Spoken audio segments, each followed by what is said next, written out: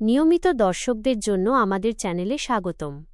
আপনারা যারা আমাদের ভিডিও দেখেন তারা জানেন যে আমরা সবসময় নতুন ও দরকারি কিছু নিয়ে আসার চেষ্টা করি। আজ আমরা এমন একটি দারুণ প্রোডাক্ট নিয়ে এসেছি যা আপনাদের দৈনন্দিন জীবনের অনেক সমস্যার সমাধান করবে।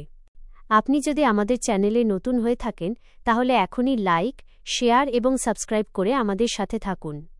আর দেরি না করে চলুন আমাদের এই ছবিটি দেখে মনে হচ্ছে আপনি ওমিডন নামক ঔষধ সম্পর্কে জানতে চাইছেন। ওমিডনের কার্যকারিতা সম্পর্কে বিস্তারিত নিচে দেওয়া হল। ওমিডনের প্রধান কাজ কি? ওমিডনের জেনেরিক নাম হল ডমপেরিডন। এটি একটি ডোপামিন অ্যান্টাগনিস্ট শ্রেণীর ঔষধ। এর প্রধান কাজগুলো হল বমি ও বমিভাব, নজিয়া অ্যান্ড ভমিটিং কমানো। এটি বমি ও বমিভাব প্রতিরোধের জন্য খুব কার্যকর। এটি মস্তিষ্কের বমি নিয়ন্ত্রণকারী কেন্দ্রকে কিমোরিসেপ্টর ট্রিগার জোন ব্লক করে, ফলে বমির অনুভূতি কমে যায়। 2 বদহজম বা ডিসপেপসিয়া থেকে মুক্তি। বদহজম, পেটে গ্যাসের সমস্যা, পেট ভরা লাগা বা বুক জ্বালার মতো উপসর্গে এটি ব্যবহার করা হয়। ডমপেরিডন পাকস্থলীর এবং অন্ত্রের পেশিগুলির চলাচল বা গতিবিধি মোটিলিটি বাড়ায়, যার ফলে খাবার দ্রুত হজম হয় এবং পেটে জমে থাকা গ্যাস বা অস্বস্তি দূর হয়। 3 গ্যাস্ট্রোইসোফেজিয়াল রিফ্লাক্স ডিজিজ গার্ড। এই রোগে পাকস্থলীর অ্যাসিড খাদ্যনালীতে উঠে আসে, যার কারণে বুক জ্বালা হয়।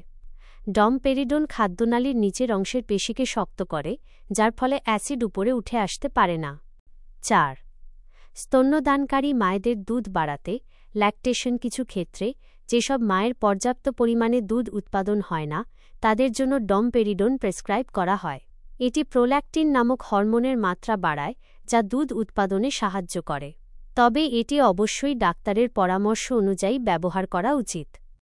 সংক্ষেপে, ডমপেরিডন মূলত বমিভাব, বদহজম এবং বুক জ্বালার চিকিৎসায় ব্যবহৃত হয়।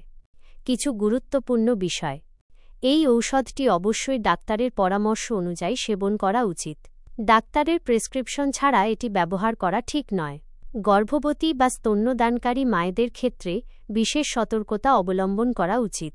এর কিছু পার্শ্বপ্রতিক্রিয়া থাকতে পারে, যেমন মুখ শুকিয়ে যাওয়া, মাথা ব্যথা, পেটে ব্যথা বা কিছু ক্ষেত্রে হৃদরোগ সংক্রান্ত সমস্যা।